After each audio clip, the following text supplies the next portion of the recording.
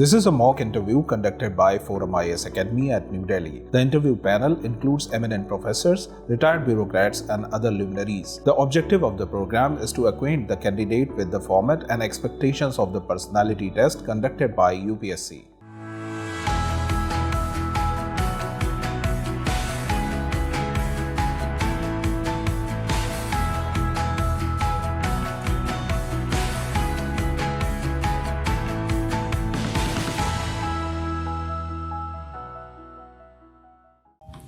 May I come in, ma'am? Please come.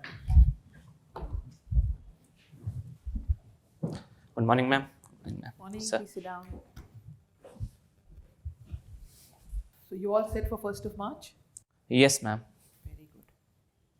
And is this the first time you've reached the interview or you've reached before also? This is my first attempt at interview, ma'am. Very good. So that's a very good thing. And you're very young. You're 2000 born. Yes, ma'am. So Amritanshu, if I were to ask you, what is Odisha which is the biggest achievement of Odisha?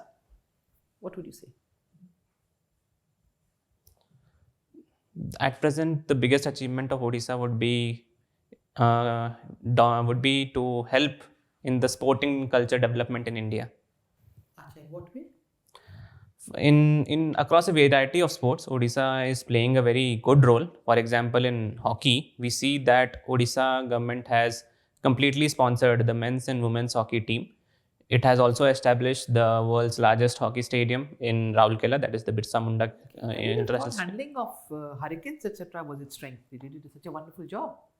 Yes, ma'am, that is also a very big strength. Okay. So you've given your second choice for foreign service, huh? Yes, ma'am. So analyze the events. So what's happening in Pakistan? Can you tell me the numbers and the splits? What's happening? Ma'am, a couple of days back, the elections in Pakistan got over, and we see that Pakistan Tehreek-e-Insaf backed independents have achieved at around 100 plus seats. Why did they need to have PTI backed independents? Why didn't they have the PTI candidates? Ma'am, because the party backed by Imran Khan's symbol was taken for his What own. was it? Ma'am, for a variety of cases. What was the symbol? It was a cricket bat. Yes. So in this regard, with respect to other parties like Nawaz Sharif's PML won 75 seats, Bilawal Bhutto's PPP, People's Party won 42 seats, and others won the remainder of the seats. So in this context, we see that a massive level rigging has also said to have taken place in the neighboring After country. that, they've not been able to form a government. That's surprising how inefficient the army is. Yes, ma'am. It shows that military authorities cannot function, cannot engineer an election, so as to say. So have they announced all the results or only partial? Ma'am, in the present newspaper of today, it is seen that all of the results have been declared, and at present Nawaz Sharif is talking with all of its partners to form a government. But will you be able to cobble the numbers with everybody? Partners kaun hai? You're talking PPP and they together is only 150. So, ma'am, they will have to convince the other independents to join with them, especially with the help of army. I think they should be able to cobble up the numbers to form the government. You think ultimately it will be formed? Yes, ma'am, it will be formed. Now tell me, we had an election for a mayor in Chandigarh. What happened there? You think our system is very good, but what happened? Do you recall? Ma'am, with respect to the mayoral elections which happened in Chandigarh, we see that a video has surfaced about the presiding officer doing some sort of a signature Not just the video, it's in the court, isn't it? In the Supreme Court. Yes, ma'am. An extract of the video was shown in court, and the CJI was very furious about the alleged tampering of elections. But as the matter is sub judice now, let us see what the court says. No, you can give your opinion. You are not some public speaker that you have to see what the court says. Your opinion is being asked in the matter. So, ma'am, with respect to the alleged malpractice which is being there, if the officer is found guilty of that, he should be immediately punished for his indiscretion. But as the complete video is yet to come out, so the matter needs to be taken a look at. What will happen to the election? Person punished. What will happen to the election? What are the options? Ma'am, in this regard, as a clear malpractice is being seen, it is valid that the election is getting conducted again. Will it be conducted? The malpractice was in the counting. Yes, ma'am. So will the election get conducted again or the counting get done again? Ma'am, It's not in the polling, it was in the counting, no? Ma'am, in addition to the counting also, there was it was seen that some of the votes were not clearly written, and as a result, people are saying that it means that, ma'am, they were invalid. The votes were invalid. So it's a counting issue, no? It's not a polling issue. Ma'am, in some of the cases, the people are not marking the ballot paper properly. So you are a PSR student, we can now discuss this legal thing. In which cases will you do a repoll? In which cases will you countermand the election? In which case will you do a recount? I'm sorry, ma'am, I will have to read about it. Fair enough, no problem. No problem at all. All right. Now we are talking the judiciary. So what do you think? There's a lot of friction between the judiciary and the executive. What is the main pain point between the two? Ma'am, the main pain point between the judiciary and the executive is that after passing the law through rightful means, the judiciary gets to educate over it. So as per the constitution. Yes, ma'am. But in some cases, judiciary is seen to be taking up on the role of executive by making its own laws. Okay. Ma'am, for example, in the coal scam case, where all of the cases went to court, the judiciary cancelled all of the coal blockage, and as a result, government had to conduct the auctions again. Sometimes they say, and sometimes they suddenly get very, very takallufi. But I thought the main pain point was the appointment of judges. I thought that was the main point between the two, wasn't it? Yes, ma'am. That is also a very big concern. What do you think should be the other is the manifestation? What do you think should be the correct proper procedure for appointment of judges? Ma'am, with respect to the present form of appointment, there are a couple of steps or a couple of different ways can be taken. You can just tell me very clearly what you think. I mean, one end is NJAC, one end is collegium. What do you think should be the best? Ma'am, in this regard, I would say that NJAC, the National Judicial Appointments Commission, is a better way because it has an equal representation of the judges as well as of the people appointed by the executive. And in addition to that, a certain number of other measures can be taken. Nothing or that NJAC should be revised. Should be modified NJAC, don't you agree? Yes, ma'am, a bit of modification. There. Yes, ma'am. The dominance of the executive, they will obviously not want that. Yes, ma'am. So a bit of modification can be taken up in the line of the Monetary Policy Committee, which has been formed by RBI. So in this committee, there are 6 members. Okay, very good. Monetary Policy Committee? Where we jump from judiciary to monetary? Ma'am, I was just stating an example of how judiciary and executive could cooperate in appointing the judges. There are no judicial members on NPC? Yes, ma'am. So I was just said. Yes, ma'am. So I was just stating that how that 3 members could be appointed from the judiciary and 3. So now we are on MPC, so let's talk about MPC. Yes, ma'am. Now, if you were Governor RBI, what would you do?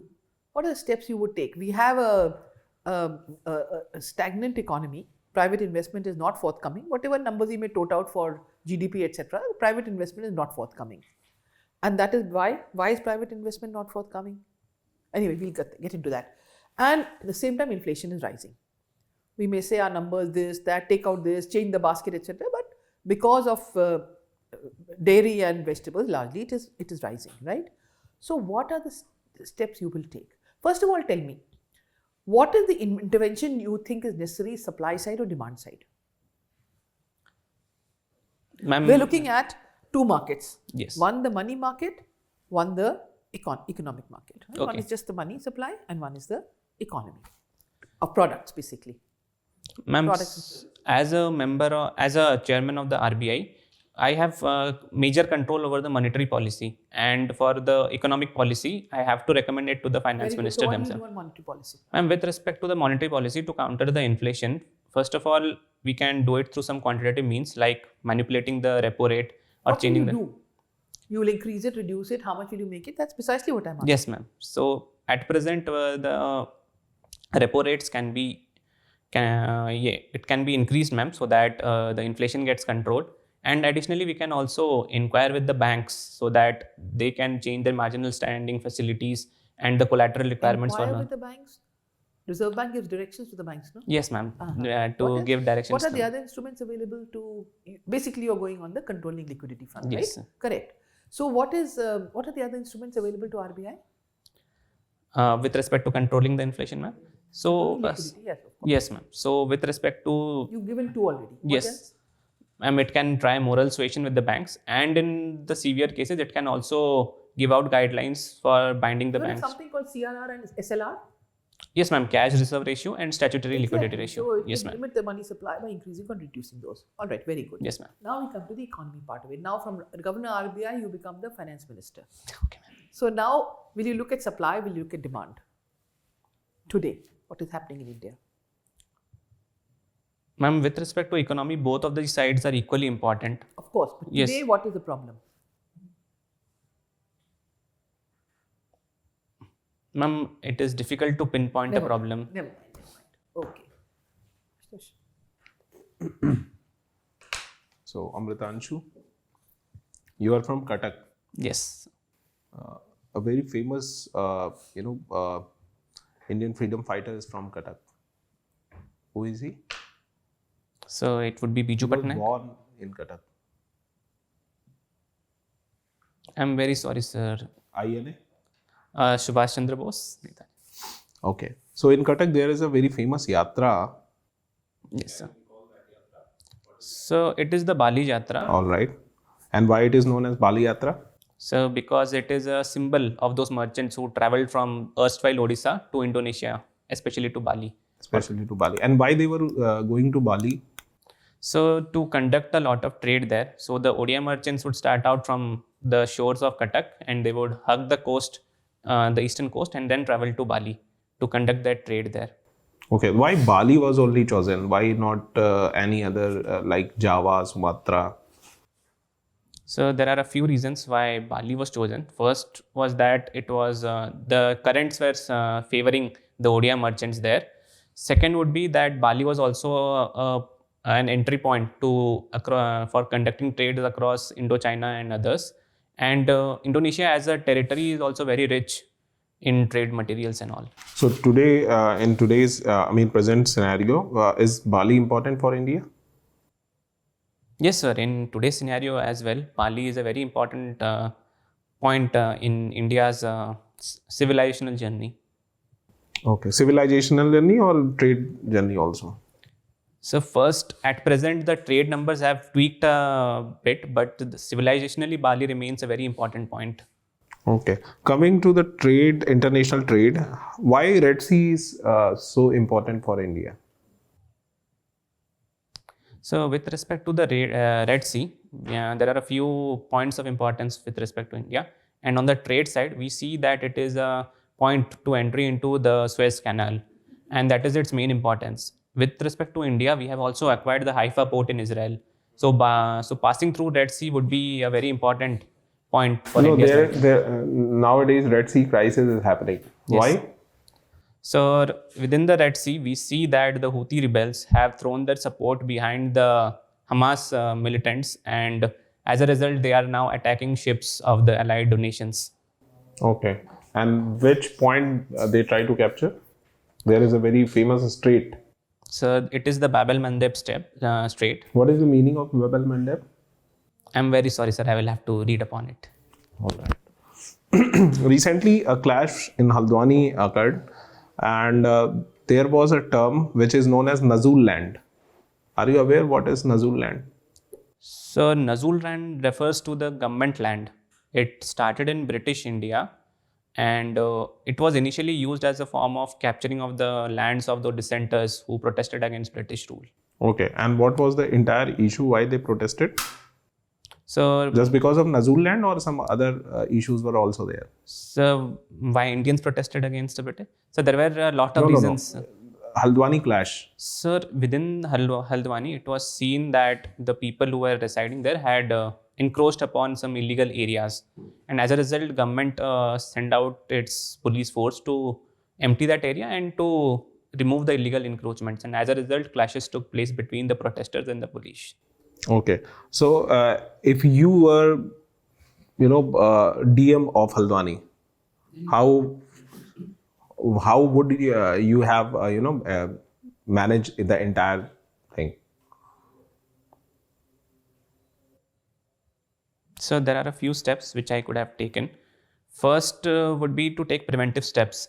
as we know that the district magistrate has a lot of intelligence inputs of the activities which take place in the district. So from where do you gather this intelligence inputs? So the police usually provides it to the DM, and So the don't you DM think also, that they have not provided the intelligence input before this clash happened?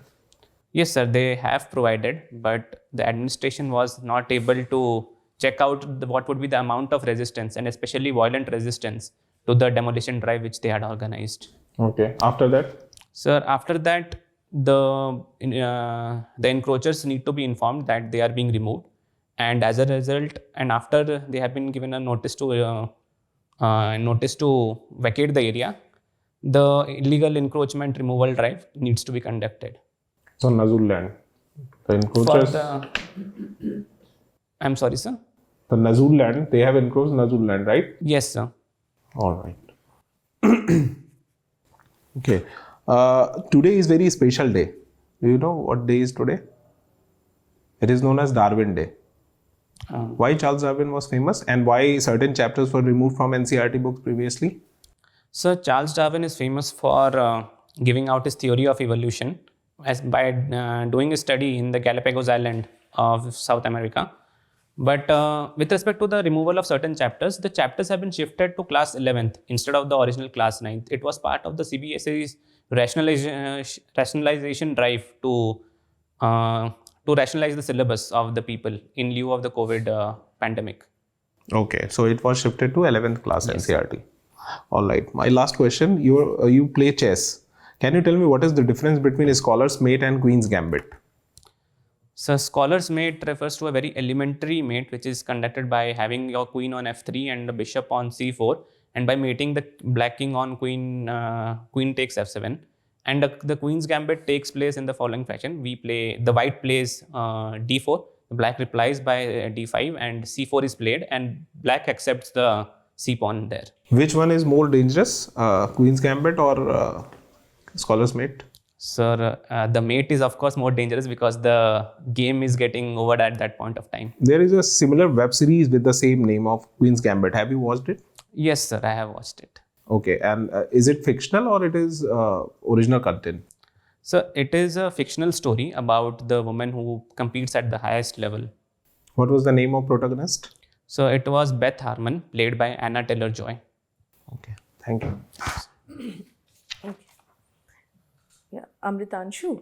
So you are from Cuttack? Yes, ma'am. Okay. Is in our national anthem, is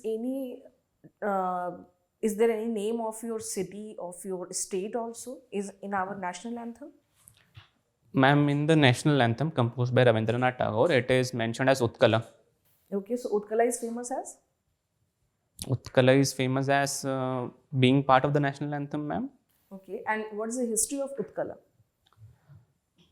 Ma'am, the term Utkala refers to the old name of Odisha. It was famous as a place having a lot of ports, a lot of maritime trade, and having a very rich cultural and spiritual heritage. Okay. Okay, Amritanshu, Cuttack is also famous as a silver city. Yes, ma'am. So why this is also popular as silver city? Ma'am, it is popular because it is a center for silver filigree works, which takes place within the city. Okay. Okay, so your optional is PSIR. Okay. So recently, European Union has already proposed its 2040 goal, climate goal. Are you aware about that? I'm sorry, ma'am, I will have to read upon it. Okay, okay. And also Indian Ocean Conference 2024 started. Yes, ma'am. So please define what is that Indian Ocean Conference. Ma'am, I will have to read about it as I... You're not aware. Yes, ma'am, I am not aware about Okay, okay. And recently, Government of India revamped Swadesh Darshan 2.0. Yes, ma'am. So what is that? Ma'am, Swadesh Darshan as a scheme was to promote the domestic tourism economy of India. It was based on running theme-based circuits around the country, especially Ramayana, Mahabharata, Buddhist circuit, among others. You're sure that Ajanta and Ellora in that Swadesh Darshan revamped, especially they focused on Ajanta and Ellora region also? I'm not aware of the exact You are technical name. aware about the Swadesh Darshan, but not aware about the Swadesh Darshan 2.2, I guess. I think so, ma'am. Yes, ma'am. Okay. Amritanshu, so please tell me that what is the role of ICDS, Integrated Child Development Services? Maybe you are aware about that. So what is the role of ICDS? Ma'am, the overall importance of ICDS is to develop the children at an elementary stage, especially with respect to the nutrition, education, health, among others. Okay. So Anganwadi and Asha Karyakarta, who are they? Ma'am, Anganwadi Karyakartas refer to the people who are manning the centers for child development, and Asha workers are the informal health workers who are mostly at the village level, who go around propagating the benefits of maternal health and the health of small children. Okay, so recently in our budget, there is something about Lakpati Didi. Yes, ma'am. So are you aware about that? What is that? Ma'am, the Lakpati Didi scheme was started by the Prime Minister in the hope of augmenting the women SHGs, the self-help groups' income by 1 lakh per annum. Okay, 1 lakh per annum. It means 10,000 per month. Yes, ma'am. About. So how can we say that they are Lakpati? I'm sorry, ma'am. I will have to read upon the exact details of the scheme. Okay. Your hobby is reading non-fiction books. Yes, ma'am. So which book you read recently? Ma'am, recently I completed 2 books. One was about India and Asian Geopolitics by Shiv Shankar Menon, and the other was The Untold Story of India's Partition by Narinder Sarela. Okay. So what is the exactly meaning of non-fiction? Ma'am, non-fiction refers to the books which are grounded on facts and reality at hand. Okay. So it means you are more, your approach is more realistic? I would say so, ma'am. Yes. Okay. Okay. And one more thing, playing badminton is your hobby. Yes, ma'am. But right now, recently in India, we can see that especially despite cricket, other sports are not get more value as compared to cricket. So why these things happen? Why we are not focused on badminton, tennis? Ma'am, with respect to the dominance of cricket within the sports architecture of India, there are a few factors which need to be taken a look at. First was that India already had an association with cricket due to the British era, and India won the 1983 World Cup, which was a very big morale booster to the people. Before Britishers, Yes, we have also some regional games also, like Kho-Kho, like Yes, ma'am. Kabaddi. They are not as popular as cricket. Ma'am, they are popular at the school level, but if a person wishes to go for professional career in sports like cricket, badminton, etc. are preferred because of more remunerative opportunities and the better marketing around them. Okay, so that's why this is not more popular. Yes, ma'am, that is the primary reason. Okay, thank you, sir. Hello, Amritanshu. Hello, sir. Amritanshu, are you aware which firm has, I think yesterday they submitted a plan for chip manufacturing in India? Electronic chip manufacturing. So I think it was the Israel firm Tower. Very right. And what is the proposal? How much are they going to invest and what kind of chips are they going to manufacture? So with respect to the funding, it is about $7 billion. And I am not aware of the exact detail of which chip size. They had mentioned the chip size also. I am very sorry, sir. I am not able That's to. all right. And why do you think that, first point, can you point out the countries which are dominating the chip manufacturing supply chain? So within the supply chip manufacturing ecosystem, we see that the United States of America, is leading in chip design. The Netherlands dominates in manufacturing lithography machines. And South Korea and Japan and China, among others, along with Taiwan, is also dominating in Asia. And what is the speciality of Taiwan? Like you mentioned, its design is in the US. Yes, sir. And what does Taiwan brings to the table? So Taiwan brings to the table is the scale of manufacturing of advanced chips through its company TSMC. Okay. You see, India's electronics exports are rising. They have shown a very good rising trend. But in terms of manufacturing, we are good at assembling, but we haven't been able to crack the code of setting up the manufacturing plants. Can you tell me what are the reasons? Government has given lots of incentives. Also, there has been a dedicated PLI scheme as well, but still, the investments have not been forthcoming. So there are a few reasons why manufacturing of chips is a very difficult process. First, it requires a long gestation period along with heavy investments of capital. A typical semiconductor farm requires around $7 to $10 billion of investment along with around 10 years of gestation period. Along with that, it also needs continuous 24/7 power supply and water supply, which is both cost intensive as well Both as. these things are, if I extend that argument, petrol refineries, they require investment of same scale. Yes, sir. They require same continuous supply of energy. Yes, but sir. we have around 20 plus refineries in India, Yes, sir. in the private sector, in government sector. Yes, sir. So what is so unique about electronics sector? So with respect to the electronic sector, it is for the first time that we are establishing such plants, and being a first timer into this very competitive market, it is taking time. Any And other factor apart from the couple of factors that you mentioned? One is gestation period, other is investment. Anything else? so two more factors come to my mind. One would be the lack of private companies who are involved in chip making, and all of these companies are first time entrant into these markets.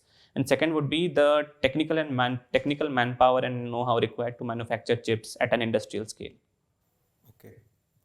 And like you mentioned that US is very ahead in design, and most of them are actually Indians. Vinod Dham, you must have heard about him. The founder of SanDisk, sir? The Sun company, okay. Yes, sir. No, that was Vinod Khosla. Okay. Vinod Dham, Intel, who was Intel's? So I think it was Gordon Moore who founded it, right? No, there was one big Indian name in Intel also that was, pioneer in terms of chip design. Anyway, my point is that, Indians do so well when they go to the US. Why can't they, we develop domestic capability in chip design? At least there we don't have that kind of investment requirement, right? Chip design it's more of a theoretical thing, right? Do we need similar kind of investment, say billions of dollars in designing chips also? So with respect to the design of chips, some of the factors which need to be kept in mind is that, first of all, technical manpower, technical know-how needs to be developed at a very young age, especially in the undergraduate levels. And for a long period of time, India only had an electrical engineering course, which was focused more on the macro part of the things and not on the micro part of the things, which is required for But chip our manufacturing. engineers do very well in the US, not So- here. So this is because they are having higher level courses there, which they undertake for masters, which has a very intensive research program. And in the initial years itself, they are going more into research and collaborating with the private you're saying companies. that problem lies with our masters and doctoral courses. And in addition to that, industrial and educational institutes link up is also an issue, sir. Okay. And are you hopeful that India will be able to crack this code? Are you hopeful that we will be, become a hub of manufacturing?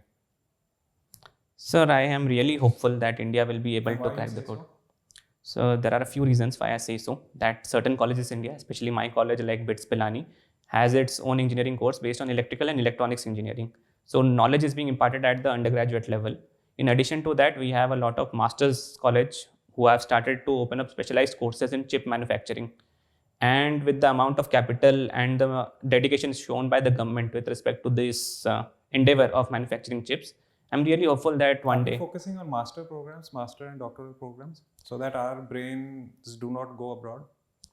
So there are a few programs here which we are undertaking to improve the brain power of this country. First is to allow the foreign universities to set up their campuses in India, and second, we are also having a lot of collaborations with foreign companies, especially the ISET, which has been launched by India and US.